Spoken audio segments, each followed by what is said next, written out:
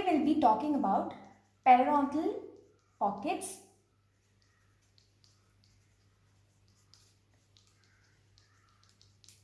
So first let's go to the definition of a pocket. So it's nothing but a pathologically deepened gingival sulcus. So first let's see what is a gingival sulcus. So gingival sulcus is nothing but a shallow crevice which is seen around the tooth. It is bounded by tooth on one side and the epithelium of the free margin of the gingiva on the other side. So this is what you call it as a gingival sulcus. So if this gingival sulcus deepens, it's called a periodontal pocket. So this is what is called as a periodontal pocket. So now coming to the classification of pockets, the pockets can be classified into what is called gingival pocket and periodontal pocket. So gingival pocket, as the name suggests, here it is going to involve only the gingiva and there is not going to be any destruction of the periodontal supporting structures.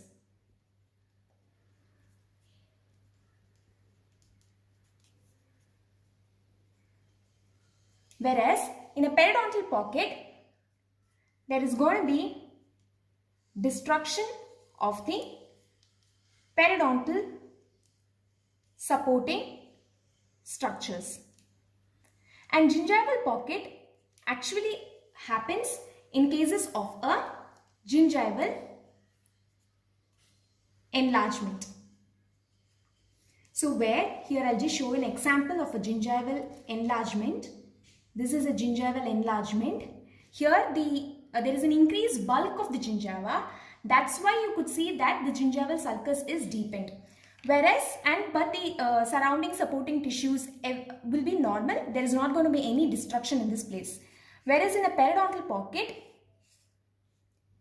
there is going to be destruction of your surrounding supporting structures. Like here you could see that alveolar bone, the gingival fibers over here is getting destroyed.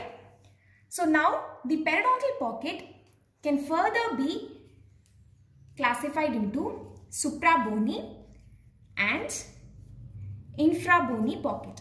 So when you see about suprabony and infrabony pocket, as the name suggests, suprabony, something which is above the crest of the alveolar bone, and infrabony pocket, it is something which is up below the bone. So here two landmarks we are supposed to know. One being your bottom of the pocket,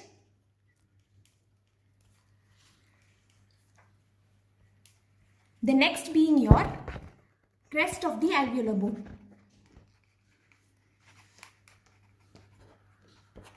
So here if the bottom of the pocket is going to be above the crest of the alveolar bone, it's called a suprabony pocket. What is an infrabony pocket? Infrabony pocket would be if the bottom of the pocket is apical to your crest of the alveolar bone, it's called an infrabony pocket. So here the suprabony pocket is also called as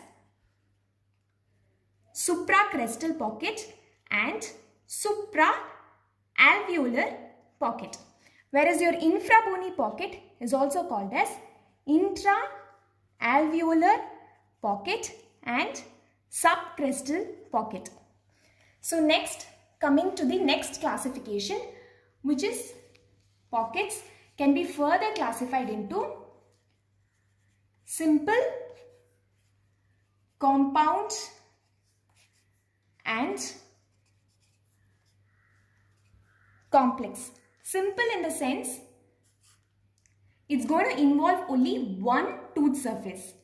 So compound means it's going to involve two or more surfaces. And complex in the sense, it's a complex type of pocket where it's going to involve one surface and it's going to twist around the tooth to involve an additional tooth surfaces.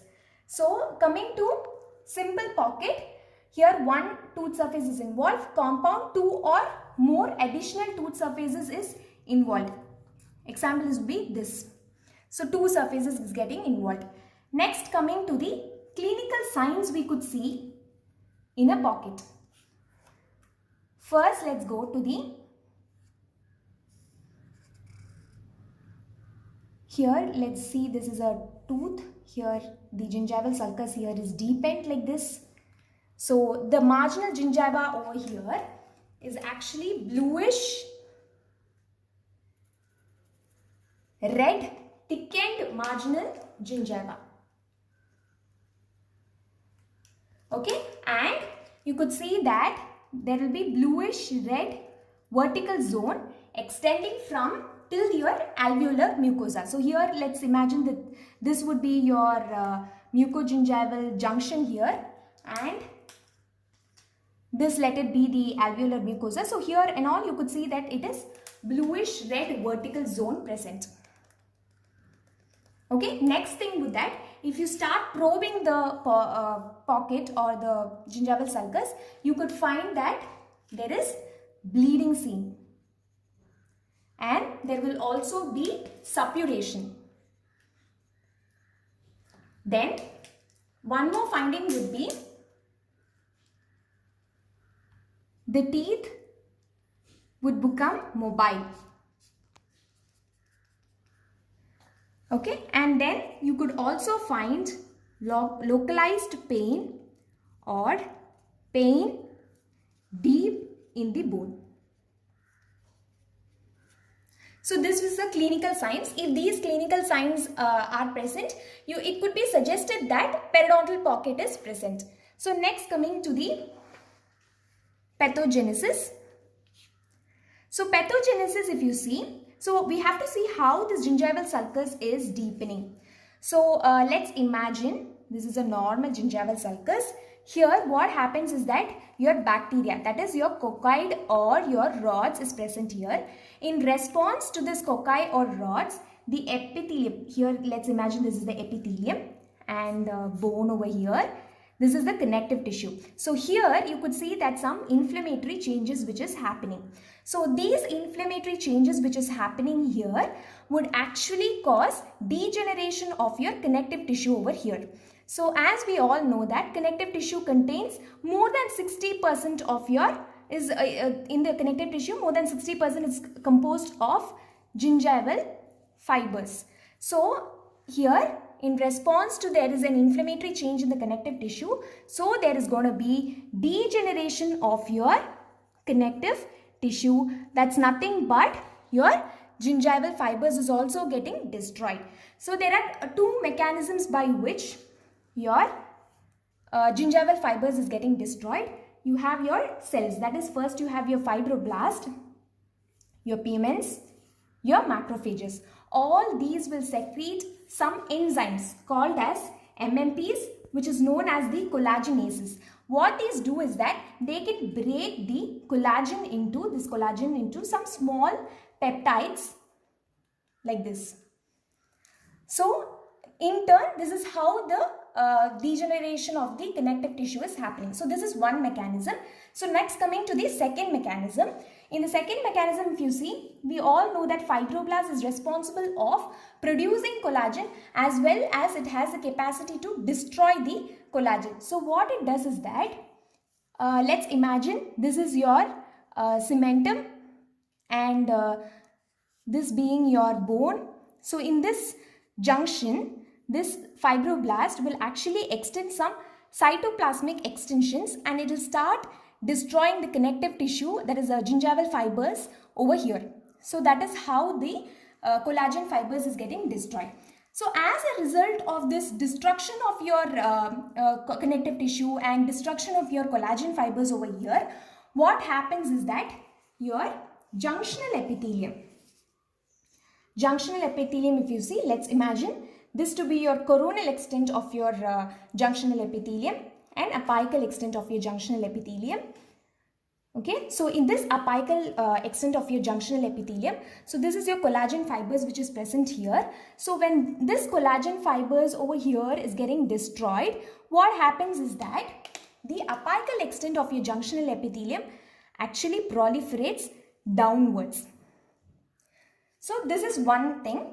And the next thing is that in response to the bacteria which is present here, your connective tissue will start releasing some PMNs. So PMNs will be more in the coronal extent of your junctional epithelium.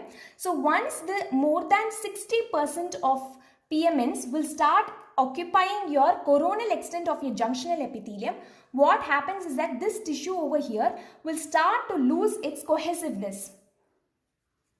It will start to lose its cohesiveness. In turn, what happens? There is going to be, so this is, let's see, this is supposed to be your coronal extent of your junctional epithelium. Okay, so here you could see that, so here already as I said you, the apical extent is like proliferating downwards. And due to this more than 60% of your PMNs getting accumulated in the coronal extent of your junctional epithelium, here if you see, there is going to be detachment of your coronal extent of the junctional epithelium from the tooth surface. So, and hence your gingival sulcus is getting deepened and your periodontal pocket is formed. So this is the pathogenesis of periodontal pocket. Thank you. Please do like, share and subscribe the video if you like it.